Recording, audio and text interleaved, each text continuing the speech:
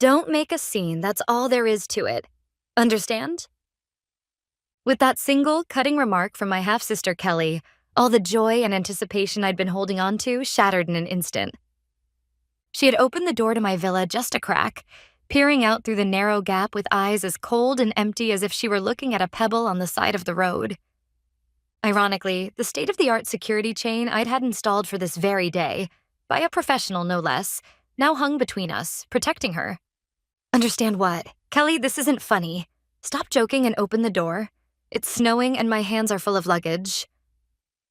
I tried desperately to keep my voice from trembling. This villa, my castle in the sky, was something I'd built with the profits I'd earned from endless days and sleepless nights, tracking the markets, investing every gain from crypto and stocks into this dream. It's not a joke. I mean it, Kelly said, spitting out the words like poison. And then from behind the door came the sound of raucous laughter. My stepmother Diane and my other sister Hannah, and among them my father's gentle voice laughing along. So, they're all here already, huh? Kelly said nothing. Her blank face told me everything. It was obvious to her. Then why? You know how much I prepared for this day. The Wagyu roast beef, the Christmas cake from that famous pâtissier, everything. Kelly cut me off, and for the first time, her lips twisted ever so slightly. It was a smile, a hideous one, mingling pity and contempt. Thank you, really, for all the effort, and for paying for everything. We truly appreciate it. And then she said the words I'll never forget. I'm sorry, but this Christmas, we just want to spend it with our real family. The heavy door slammed shut. A sharp metallic click followed. Empty. That word didn't even begin to describe the dark wave rising from the pit of my stomach. Once again, was I only the one who pays? Memories from years ago replayed vividly in my mind, as if it had all happened yesterday. I remembered the day I ran into the living room, clutching my college acceptance letter. Dad, I did it! I got into my first choice university. My father's face lit up for a brief second, but when he glanced at Diane sitting beside him, his smile faded. That's wonderful, Lucy. But you know we've also got Kelly and Hannah, paying tuition for 3 private universities at once. It's tough, honestly. A few weeks later, he called me into his study and handed me a brochure. It was a guide for scholarship programs. You're smart. I'm sure you'll qualify. Why not try going to college on your own? It'll be a valuable experience. I believed his words. I studied like my life depended on it, passed the interviews, and earned the scholarship. But one day, just before graduation, I overheard my father and Diane talking. We finally finished paying off Kelly and Hannah's tuition. Honestly, it's true what they say. Girls are expensive. Yeah, thank goodness Lucy got that scholarship. That really helped us out. That was the moment I realized. I was the only one who had paid for her own education. While my sisters lived comfortably under our parents' care, I'd been left to carry the burden alone. My so-called valuable experience was nothing but a sacrifice made for them. Something inside me snapped. The sadness hardened into a cold, steel-like rage. Slowly, I took my phone out of my pocket. Without hesitation, I tapped the 3 digits on the screen. Emergency services. Police, fire, or medical? A calm operator's voice answered on the other end. I steadied my voice and spoke clearly. Police. There are several people unlawfully occupying my property, and they've locked the rightful owner. Me. Outside. The operator asked for my name, address, and the details of the situation in an official tone. I simply stated the facts as they were. They were no longer my family. Just trespassers. Do you have any proof of ownership? Yes, all the property documents, the electronic deed, and the purchase contract are stored on this smartphone. The operator listened, then replied briskly, Understood. We'll dispatch officers immediately. Please stay in your vehicle and keep yourself safe. The line went dead. I sank deep into the driver's seat of my car, staring blankly through the windshield at the snow falling harder and harder beyond the glass. On the dashboard sat a small Santa Claus figurine. My late mother had given it to me when I was a child. Every Christmas, we would display it together, a tiny, private tradition shared only between us. After Diane moved in, Santa stopped appearing in the living room.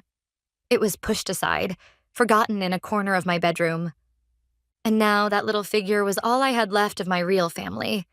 I didn't even feel sadness anymore. How long had it been? Then, cutting through the muffled silence, came the sound of a siren, growing louder as it climbed the snowy road. Through the blur of white, I saw a police car slowly but firmly making its way up the drive. It stopped behind my vehicle. 2 officers stepped out, both broad-shouldered, their presence solid and reassuring. "You're Lucy, the one who was reported, correct? We received your report and were briefed in the car," said the older officer, his tone stern but not unkind. "First, we'll need to confirm ownership."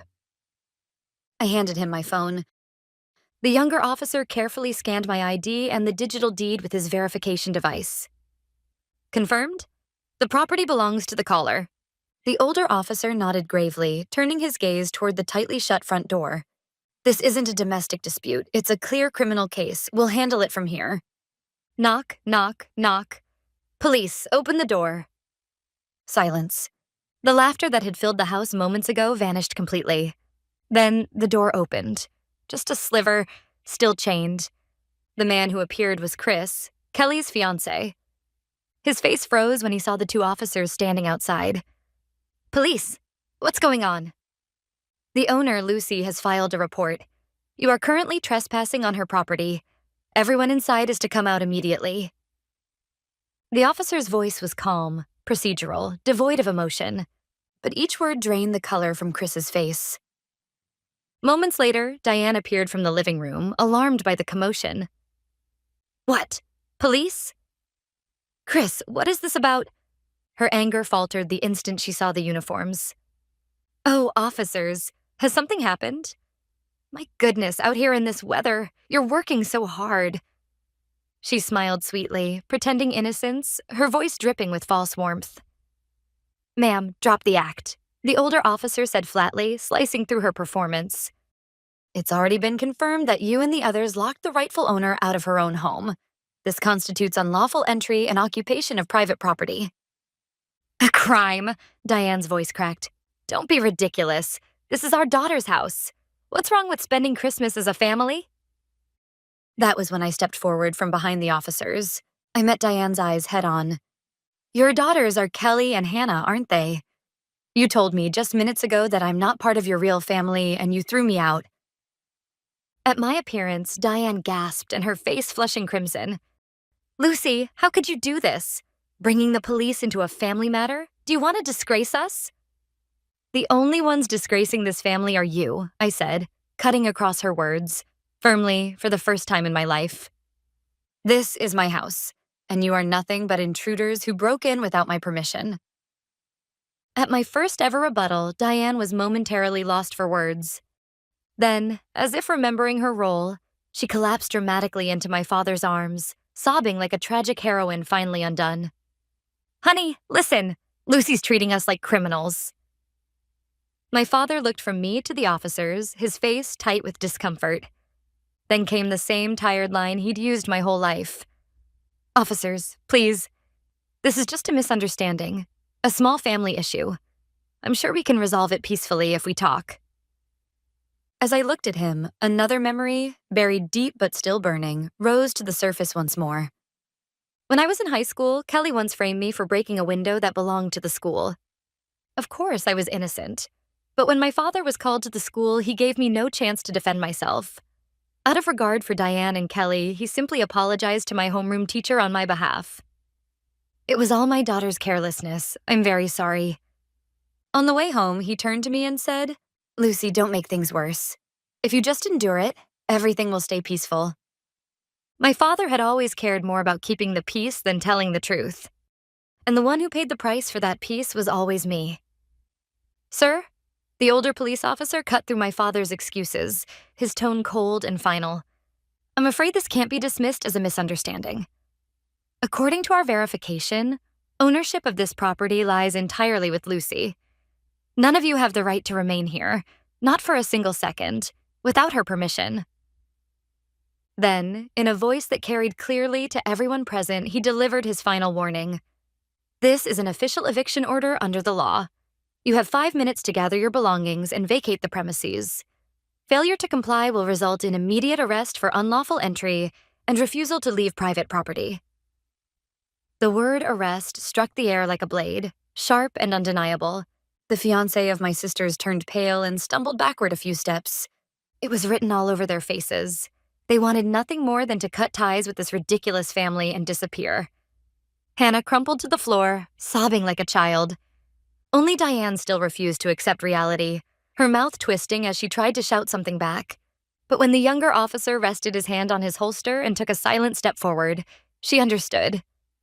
The perfect Christmas she had planned was collapsing in the worst possible way. The officer's deadline, 5 minutes, hung over them like the timer of some cruel game. Gone was their arrogance. They retreated quietly into the house. I stood there, arms folded, watching in silence. There was no anger left in me, no sadness, only emptiness and a cold, clear contempt. Inside, I could hear them moving about hastily. The living room I had decorated so carefully glowed with warmth, the fir tree glittering with golden lights, the fire crackling softly in the hearth, filling the room with gentle light. Beneath the tree was a small mountain of gifts, each one I had chosen over the past weeks while thinking tenderly of their faces. Now they hurried past them without a glance. Before 5 minutes had passed, they reappeared at the door with only the bare minimum of luggage in hand. Hannah, her eyes red and swollen, shot me a brief glare before quickly looking away and fleeing to her car with her fiancé. Kelly and Chris followed. As she passed me, Kelly muttered just loud enough for me to hear, "You'll regret this." But there was no power left in her voice. Finally, my father and Diane emerged. Diane's face was twisted with hatred, her lips murmuring curses under her breath, like some old witch casting spells. My father stopped in front of me, his shoulders sagging. "Lucy, I'm sorry, I never meant for it to turn out like this." His voice was faint, almost a whisper, but his words didn't reach me at all. "Dad, you've always been like this." My voice surprised even me, calm, level, almost detached. At my words, my father suddenly looked up, but he couldn't say a thing. Biting his lip in frustration, he let Diane take his arm and walked heavily toward their car. One by one, the 3 cars drove away, followed closely by the patrol car. I stood there, watching in silence until the red taillights vanished into the dark forest. Then, at last, stillness returned. I stepped slowly into my house, my fortress. Warm air wrapped around my frozen body. I took off my coat and began to walk through the rooms, ready to start cleaning up. As I walked through the living room, my eyes caught something wedged between the sofa cushions, a familiar smartphone. It belonged to Diane. She must have left in such a panic that she'd forgotten the one thing she treasured almost as much as her own life. Conveniently, it wasn't locked. I felt no guilt, no hesitation. Like a detective examining evidence, I opened her messaging app. And there it was. An abyss of text messages revealing a truth far uglier than I could have imagined. It was a group chat among Diane and her neighborhood friends. The conversation began the very night I had told my family about purchasing this villa. "Everyone, you won't believe it. That girl, Lucy, bragged about buying a huge mountain villa with her stock market windfall. It's absurd." "Oh, right, she's your stepdaughter, isn't she, Diane?" "Exactly. And the audacity. She says she's hosting Christmas there this year. Of course, she's paying for everything herself. I suppose she just wants to show off. Well, I'll play along for appearance's sake." My hand trembled with fury as I scrolled. To her friends, she had painted me as the nouveau riche, uncultured girl who throws money around to impress, while casting herself as the gracious, long-suffering mother indulging a foolish child. Then I reached the final message, sent just hours before tonight's disaster. "We're heading to the villa now. Before Lucy arrives, of course. Once she's done preparing and paying for everything, I'll politely send her away. We deserve a real family Christmas without any outsiders. Merry Christmas, everyone." That was the truth. I locked the screen and placed the phone on the table. It wasn't just a forgotten possession. It was proof, undeniable evidence of their betrayal. I would never again let them trample on my life or my dignity. Quietly, but with absolute resolve, I made a vow. I will not let this house become a cursed place, tainted by their filthy memories. I picked up the phone and dialed the number of the one person I could trust completely. "Hello, Lucy. Merry Christmas. How's the party going?" It was Allison, her voice bright and warm like sunlight through clouds. The moment I heard her, the tension inside me finally snapped, and I allowed myself to exhale. Allison, I'm just exhausted. She must have sensed everything. Her tone changed instantly. Serious, grounded. I told her everything. Every detail, every word, without leaving a single thing out. When I finished, there was a long silence. Then, in a voice trembling with controlled anger, she said, I see. I'm coming over, right now. Not alone. Steve, Jenny, and Paul are with me. We're your real family, Lucy. We'll turn this awful Christmas into the best night of your life. Wait for us. Before I could reply, she hung up. Her words, fierce and unwavering, lit a small, precious flame inside my frozen heart. With a firm, all right, I gathered myself and stood up. To prepare for their arrival, I began by erasing every trace of their presence. Every hateful remnant left behind in the living room. Every glass they had used went straight into a trash bag. I stripped the tablecloth and replaced it with a new one. Then I turned to the fireplace. 7 Christmas stockings hung above it. I took down 6 of them, leaving only my own, and threw the rest into the fire without hesitation. The red felt curled and blackened as the flames devoured it. I watched in silence. It was a ritual of farewell, my final goodbye to the person I used to be. 2 hours later, headlights cut through the falling snow, climbing the hill toward the villa. When I opened the front door wide, I saw Allison, Steve, Jenny, and Paul standing there, their faces worried but glowing with warmth. Lucy. Everyone. We said nothing more. We just held each other tightly. Soon, the table was filled with food and wine they had brought, and the house that had been dead silent only hours ago was alive again, filled with laughter, light, and music. The real Christmas had finally begun. It's been a rough night, but here's to Lucy, and to the start of her new life. Cheers! Cheers! I raised my glass, surrounded by the warmth of my friends' laughter, and felt gratitude swell in my chest. The events of the day had stripped me of a false family. But in return, they had shown me what true friendship really meant. When the party had settled a little, I called Allison and Steve, who worked at a law firm, into the study. On the table between us, I placed Diane's smartphone. The evidence. I want you to see this. I opened the group chat and showed them the messages, the sickening exchanges that had mocked and deceived me. Steve read through them slowly, his calm demeanor unbroken, though a deep frown furrowed his brow. When he finally looked up, his voice carried the weight of his profession.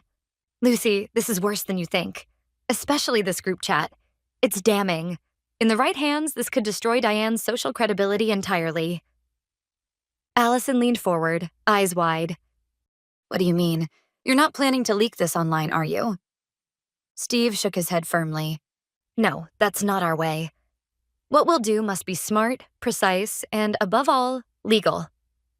Lucy, you're not seeking revenge. What you want is justice. To make them face the weight of their actions within the bounds of the law. Am I right? I nodded firmly. Exactly. I don't want to stoop to their level, but I'm done being silent. Steve's plan was meticulous. First, he would preserve every line of the chat, especially the messages where Diane ridiculed me and detailed her plan. They would be archived as legally valid evidence. Next, we would calculate every cost from the Christmas party down to the last cent. Food, decorations, transportation, even the damaged property. Then, a formal letter of demand for compensation would be sent to my father and Diane by certified mail, accompanied by the report and the selected chat excerpts. They'll probably ignore it, or try to negotiate the amount down. When Steve finished his sentence, his lips curled into a faint, knowing smile. That's when we play our next card, the chat itself. If they refuse to settle, we'll inform the appropriate authorities, your father's company's compliance office and the board of Diane's social association. Not a threat, just the truth presented where it belongs. It was not a violent threat. It was simply the exercise of a rightful act, reporting facts as facts to the proper authorities. For someone like Diane, who prized reputation above all, it would be worse than any prison sentence.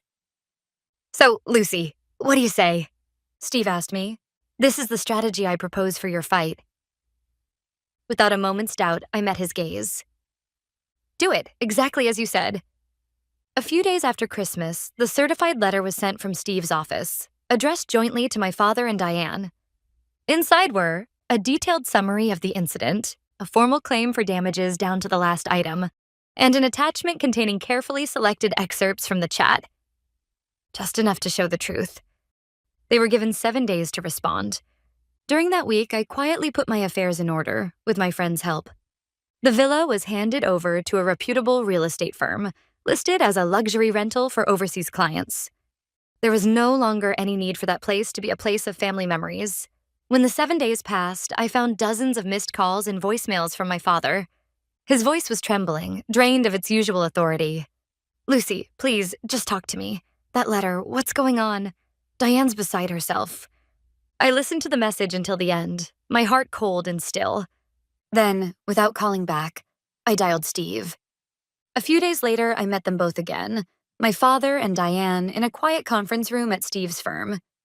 It had only been a few weeks since Christmas, yet they looked unrecognizable. Diane, still wrapped in her designer coat and jewelry, looked like a ghost beneath the paint. Her complexion ashen, dark shadows etched under her eyes. Her pride must have already been shattered. "Then, may I have your answer?" Steve's voice was calm, professional, mercilessly steady. My father trembled as he reached into his bag and took out an envelope. "The full amount you requested is here." But Diane cut him off, her voice sharp and desperate. "Wait. Before you pay, let me say something, Lucy. Are you blackmailing us? If you make those messages public, you'll destroy yourself too. Don't you see that?" Steve didn't so much as blink. "You misunderstand, ma'am. There is no blackmail here. We are simply informing you of the legal options available to us should you refuse a legitimate claim. For example, your husband's company is publicly listed, isn't it? I wonder how shareholders might react if they learned that the family of a corporate executive was engaged in conduct that borders on harassment and fraud." At those words, my father gasped, and Diane's face turned pale as she fell silent. Everything was finally over. My father placed the envelope on the table with a trembling hand and apologized deeply.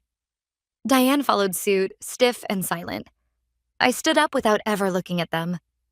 At the door, I turned only once, just enough to whisper the last word I would ever say to them.